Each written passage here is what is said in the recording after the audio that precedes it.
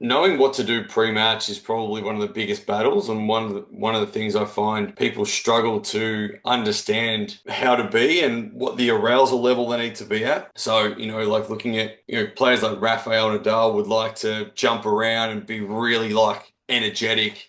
And then others would like to be really sort of slow and calm and controlled. And it just depends on sort of like your personality and what sort of, I guess, zone you need to be in and what arousal level you need to be at. And I look at like, look, someone like Yannick Sinner is very calm and controlled in everything he does and all of his actions and all of his movements. But yet, like I said, Nadal was very different. He was very energetic. He would jump around before he'd walk on court. He'd sprint to the back fence. And that was his way of getting himself into the right frame of mind before he played. And all of my players generally ask me, like, what do I need to do? Do I need to be energetic? Do I need to be quiet? Do I need to sit in the corner with my earphones on? Should I be talking to other people? And some parents sometimes say to me, oh, they were talking to others before the match and they're not ready. And I'm like, well, sometimes like people need others around them to feel relaxed and comfortable. Some people need to be on their own to feel like they're in their right mindset. Some people need to be practicing a lot to feel like they're in the groove.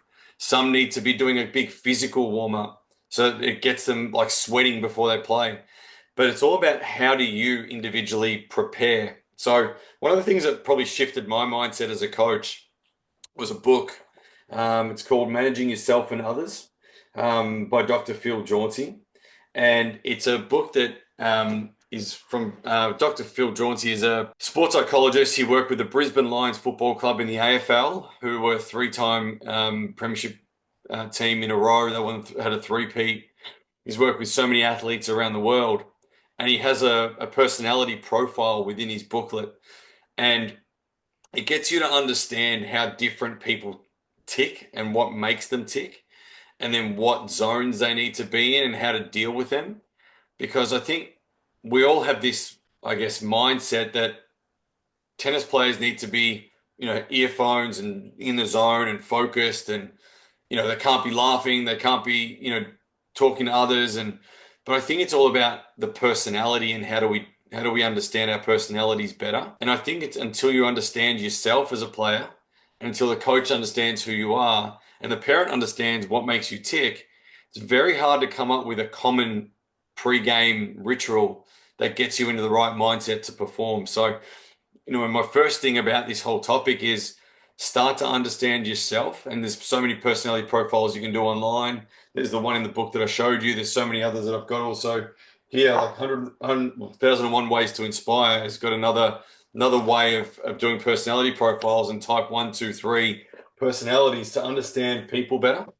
And if you understand yourself, you'll understand what makes you tick. So that's the first thing I wanted to sort of bring up. Yeah, I wanted to talk about. I know you had a good story from back in the day. You were working with a professional player and you made a very easy change before matches that ended up changing the way that he was performing in matches. If you know the story that I'm referring Yeah, to, could you yeah. tell us that one? Yeah, I do. I do that. I just spoke about that at the data presentation I did, Connor, and obviously you were at that. And we spoke about, so he was an ITF junior who I got his data. He was trying to make the transition to play pro level. Got his data that he was only winning 1.14 games out of every first 4 games he was playing on average. So he was down 3-1 in every match he was playing. And I was like, gee, we have to change something here. Something is not right. So I tried to dig into what he was doing, pre-match routines and food and all that sort of stuff. And we shifted a whole pre-match routine into he had to practice for 45 minutes. He was only doing 15 to 20 minutes previously. At the end of practice, we'd have to play 3 or 4 games just to make sure felt like he'd already played the 4 games. He had to make sure the intensity was at match level. He was just cruising through warm-ups. So he took that cruising mentality into the match. We changed his diet. So we changed the warm-up times to be earlier. So he would have a really big meal 2 hours before the match. He would go and practice and warm up. He'd then have a snack before the match to make sure that he had food. And then he would start the match. So it was kind of like a bit of a shift of diet and shift of timing of diet. And just before he went on, we spoke about his triggers. So there was things like why he was playing. So he came from a place of not a lot of money, and there was a bit of a motivation was his family. So before the match, it wasn't about, what your game plan was. I just had to get him in the right mindset. So we spoke about his trigger, which was you're playing for your family. And we showed a photo of his family, we put it on his phone, etc., to trigger him into wanting to perform for them. So that was the kind of a big shift in what we did. He went from winning 1.14 games to then shifting that to winning 3.14. I think it was a 3.11 after 10 more matches. And it was not changing anything else but how he prepared. And it can make a huge difference if you're 3-1 up compared to 3-1 down. Like, just from a mindset perspective, it gets you in such a better frame of mind. So, I think understanding your athletes, and that was something I had to do, was learn about him. And it wasn't a split second decision. It was like, okay, well, let's see what you do.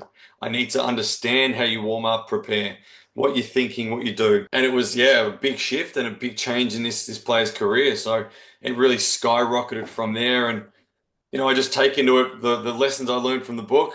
And I thought, for me, it's like, well, get to know him better. Why is this happening? Find the evidence, find out the why, and then create the solutions. And I think that was probably the biggest thing I did. When you're working, especially with juniors, is it a little bit of trial and error initially to sort of figure out what does work best for them and what personality type they are? It is. And it's also, I call it creating a recipe for success. So the tennis menu is about creating a menu for yourself within what you do that you can pick from and choose from to be able to help you in whatever phase of your life or game you need it. So the recipe of success is, what are the things that I do all in my warm-ups or in my pre-games or in my pre-week of the tournament that makes me play better? And you create a list. And then every time you do something and you add to that, you've added to your list. Every time you do something that fails on match day to help you perform, you take it out of your list. So eventually you create this list of things that you do pre-game or during the week leading up to a tournament that helps you to perform at your optimal best all the time. And that success formula is something that you can continually adapt through the course of your career. And it won't be the same. You'll add different things, but it'll be relatively similar. And that, for me, is so important for consistency of performance, is consistency of preparation. Do you have any sort of examples or wild stories of players that you worked with that had some pretty like weird pre-game routines or something like that? I remember a pre-game routine that I was next to, and I watched Leighton Hewitt, beating the crap out of his boxing coach pre-game, and I loved seeing that. I was like, man, it's so intense doing boxing. I've seen players play. Ash Barty used to kick the footy, have an AFL football at her training, and she'd do that pre-training and pre-warm up and pre-match all the time. Nick Kyrgios plays a bit of basketball or wears his singlets, and that's gets him into the mode. You see so many different things all the time. I like to play games with some of my players, and there's a personality profile called a Mozzie. And a Mozzie is like a person needs to be up and about before they go into a match. And you play like rock, paper, scissors, and you got to do an action, or you got to do, first person to catch a ball, or you do some reactive stuff. So there's always things that trigger people differently. And you've got to know your athlete. I always watch Arena Sabalenka with Jason Stacey in the pregame, and they just do some funky stuff all the time. Whether it's some jiu-jitsu from Jason or whether it's, some other stuff, it's always something fun to relax her. Because some people need to be more relaxed. They might be on edge, and you got to bring them down. Some people might be down here, and you got to bring them up to the edge. So you just got to find where that arousal level is for all players. Is there a consistency over your long career in terms of, is there a particular amount of time before the match that you found is the best for players to practice and the best for players to eat? Or is that different for every player? Yeah, different for every player. I used to see Roger Federer sitting in the cafe for hours before his match. But then I used to see other players in the practice court almost like right up until the time they have to play. I've seen players practice an hour before, 2 hours before. I've seen players not practice at all. And they're like, I don't need to hit. I feel okay. So I think it comes down to, your own preference and what you feel is right for you. And again, going back to your recipe for success, did I hit an hour before my last match? Because I played really well. So, okay, I'll hit an hour before this match. Did I not hit at all? I played really well. Maybe I don't have to hit before I play. And these are things that you develop over time. One of the things I saw Martina Hingis do one year was She was in the player cafe and waited for her name to be called. And then she went up to the counter, ordered a short black, down the short black or the espresso coffee, and then went onto the court. So that was the routine for her whole entire Australian Open. And I was like, that's pretty cool. Like it was a routine. Is it right? Is it wrong? For me, it's about whether it's right for that player or not right for that player. So it seemed to work for her. I think she won the title that year. So, maybe everyone go out there and have an espresso before you play. It might help you. Yeah, just before we run out of time today, what do you think is the biggest piece of advice you want players and then coaches to get out of this? For players, know yourself. Find out who you are. Find out what makes you tick. Find out what makes you play your best. For coaches, get to know your athletes. Get to understand them, what makes them tick, and what you need to do to get them ready to perform to the optimal best. Some players ring me before matches and have a chat just so I can calm them down. Some players don't ring me at all. For me, it doesn't phase me. Whatever works for the player is what's going to be I'm going to be most happiest with.